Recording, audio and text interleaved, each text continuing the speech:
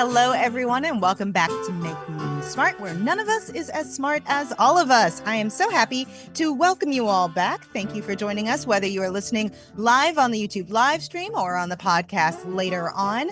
This is Economics on Tap, our weekly Friday happy hour. I'm Kimberly Adams, and I am joined here by Carly Berlin of Vermont Public Radio, because I'm in Vermont. Hey, Carly. Hey, Kimberly. And tell us where we are. We are at Zero Gravity Brewery in Burlington. Okay, and what are we doing here? We are having some fine beverages. What do you have there? I have a Green State Lager. Why do you call it a Green State Lager? We're in the Green Mountain State. This is my go-to beer here. Nice. And you also work for VTDigger and cover housing as well as homelessness issues, which I'm going to be asking you a bit about later. But first, let's see what everybody is drinking in the chat. Oh, I should say, I am having a Mom's Manhattan, which is their twist on a Manhattan here.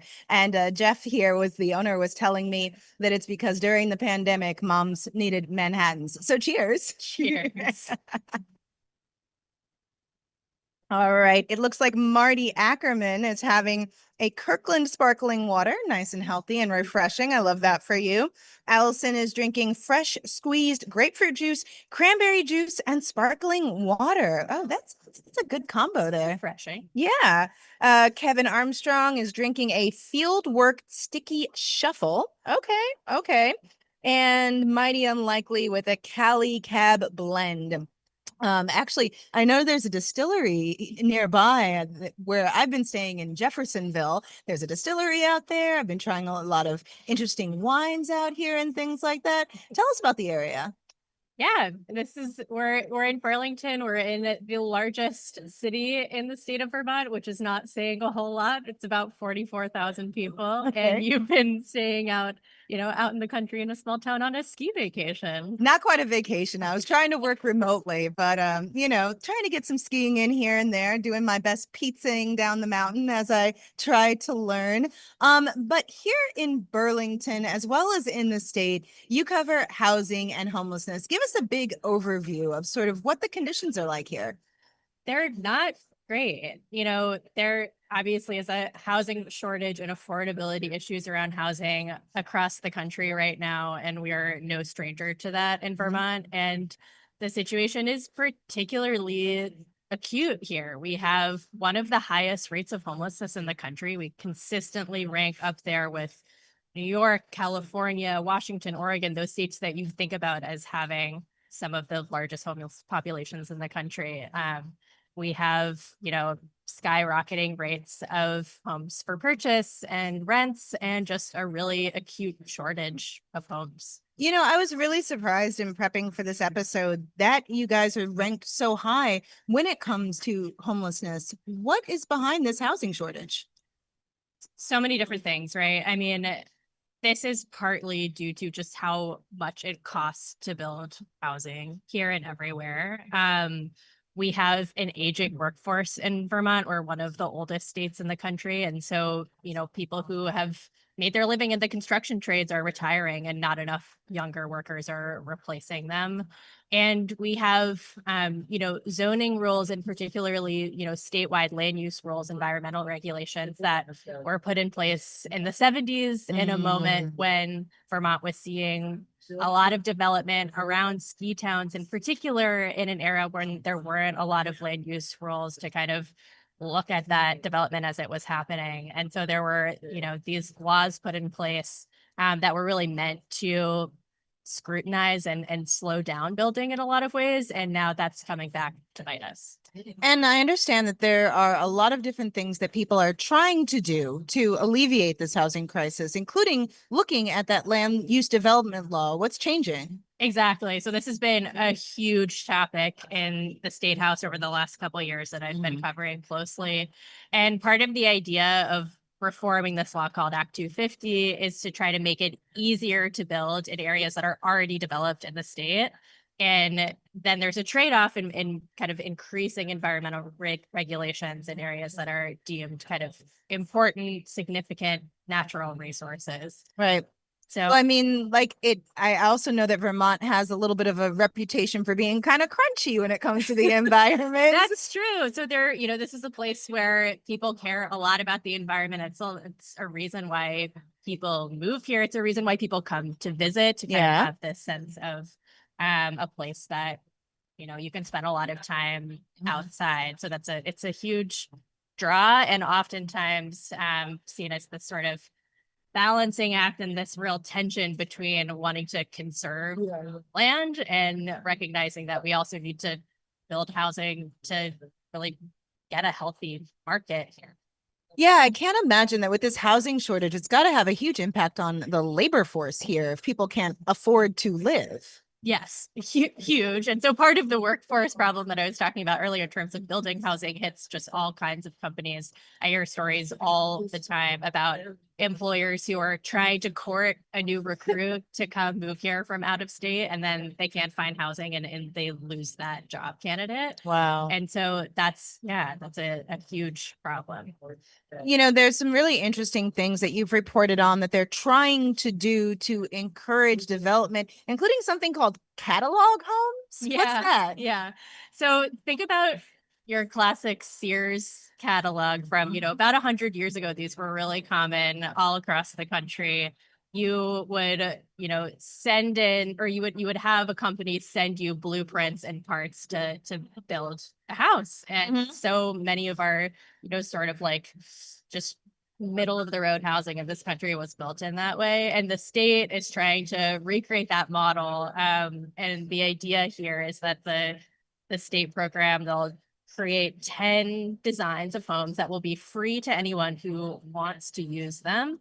And towns that participate in this program would then get, if you want to build one of these designs, you'd get a fast track through local permitting. So the idea is trying to smooth this process of building, making it easier for people who want to add an accessory dwelling unit in their backyard or want to build a duplex in their neighborhood. One of the other things you cover that's sort of ancillary to the housing crisis is the homelessness crisis here. What is the situation there and what's being done about it?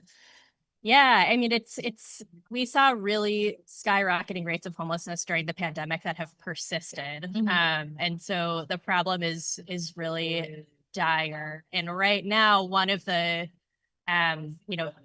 different approaches this season, we're in the middle of winter. It's really cold here. I've noticed. Yes. And there are a growing number of people who are living outdoors during the depths of winter. We don't have enough year-round shelter programs for everyone to be indoors. And so there's a new effort this season to open these what are called extreme cold weather shelters that basically get popped up when the wind chill is at -10. It's a really low threshold, but that's when the state will reimburse nonprofits or towns to put up these shelters. And it's a huge undertaking. And every time, all of the people who put on these shelters are like watching the weather really closely, getting a shelter up maybe for a couple days, and then taking it back down. I went and embedded with the team in Burlington that stood one of these up last month and went around with them in the shuttle while they picked up people who were outside late at night. We got, a call from a stranger who said, I see this guy who's outside of the Price Chopper, grocery store, and went in and brought him the shelter. So what's your next big reporting project? What are you working on? I am covering the legislature right now. So I'm in policy land. I'm going to be watching closely to see if some more changes are made to this big land use law that we talked about a little while ago. Right. I'm also going to be following, we've had a really severe flooding here the last couple of years that has impacted, the housing stock that we do have. A lot of our, older towns are built in these river valleys that flood. And so I'm keeping a close eye on how the state is thinking about, where we build that's safe and sustainable, and how that kind of overlaps with like areas that we want to be in, that are downtowns, that are already neighborhoods. And that's a real tense trade-off. Yeah. All right. Well, thank you for that update from Vermont, Carly. We are going to take a quick break. And when we come back, we are going to play a fun game with the wonderful Drew Jostad. We'll be right back. All right, I'm gonna put this on. All right, we are back, and Carly and I are going to play a Vermont-style round of this or that. And it's as I said, the wonderful Drew Jostad is here to help. Hi, Kimberly. Hi, Carly. Starting off this week, downhill skiing or cross-country skiing? We talked about this earlier. We did. I am a cross country skier. I like my skiing flat. I can't lie. I think even though I fall down a lot, I think I still prefer the downhill skiing. Just because the cross country skiing is so exhausting. It is so hard. It's like, I understand why Nordic track became a thing as a workout as cardio. But I think I prefer the downhill. Yeah. All right. What's next, Drew? Next up, talking pancakes, amber or dark maple syrup? I am not a maple syrup aficionado, so I will have to rely on you to talk about the nuances of maple syrup. Yeah, I feel like I'm not a real Vermonter and that I'm not sure I have a really refined palate in differentiating amber and dark, but I'm going to go with amber. I think amber's a little sweeter. I tend to not like things overly sweet, so I'm gonna go for the dark. Why not? And I guess it means I have to take home some samples of both kinds from Vermont while I'm here. What I learned about this is it has to do with how early in the season the sap is harvested. That makes sense. It gets darker the later as the year goes on. And we're getting to that time, sap season. Okay, what's next, Drew? Next up, leaf peeping or stargazing? Oh, they're both so pretty, man. I think leaf peeping, because there's something about the temporal nature of it, that it's not around all the time. Like the stars are there, as long as the weather's clear. But the leaf peeping is temporary. But I guess it's a big issue here with like over tourism. Just gonna say, leaf peeping, my association is like, oh, it's about to get real crowded. So I'm gonna go with stargazing. You're out camping on a nice clear summer night, really quiet spot. Love that. All right, that makes sense. What's next, Drew? Does no one else hate the name leaf peeping? It is a little weird. It's a little weird, honestly. Next is the listener poll. Okay, everybody who's watching online, get ready to vote. If you had to pick Vermont cheddar or Ben & Jerry's ice cream? Yeah, ask the person who's lactose intolerant.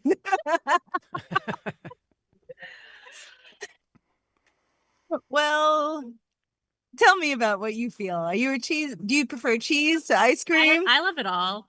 I can't lie. I have a friend who's a flavor developer at Ben & Jerry's. Oh, which wow. To have. I bet. That's a good hookup of like flavors that are, in the works. It's fun to talk about what he's experimenting with. So I love a good Ben & Jerry's scoop. It's interesting because there's so many more flavors of Ben & Jerry's available here in Vermont than in Washington, D.C. So my friend and I, we were like in the convenience store yesterday faced with like a wall of Ben & Jerry's. And I was like, oh my gosh, so many options. We got pistachio. It was great. It was great. Oh, man. All right. Well, then let's go ahead. I know we didn't give people too much time, but let's close the poll and see what people did. Oh, wait. Let's see. Oh, what's your favorite flavor? I love a cherry Garcia. Really? Classic. Yeah. Waiting on the poll results. Oh, it's a pretty even split. It looks like Ben & Jerry's ice cream got 53% and Vermont cheddar got 47% with a total of 77 votes. All right, everybody, thanks for playing.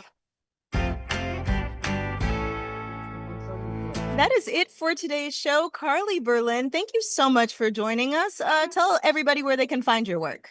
You can find my work at vermontpublic.org and VTDigger.org.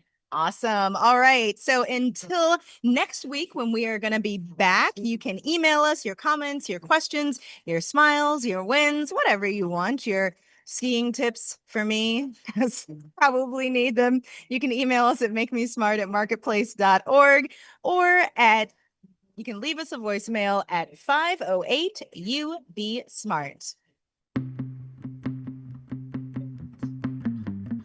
Make Me Smart is produced by Courtney Bergseeker. This episode was engineered by Charlton Thorpe. The team behind the YouTube live stream is Emily McCune and Antoinette Brock.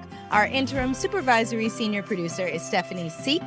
And Nancy Fargali is executive producer of Marketplace Shows, and Joanne Griffith is our chief content officer. And thanks again to Zero Gravity Brewing for hosting us here. And thank you so much, Carly, for the nice welcome to Burlington. I appreciate you.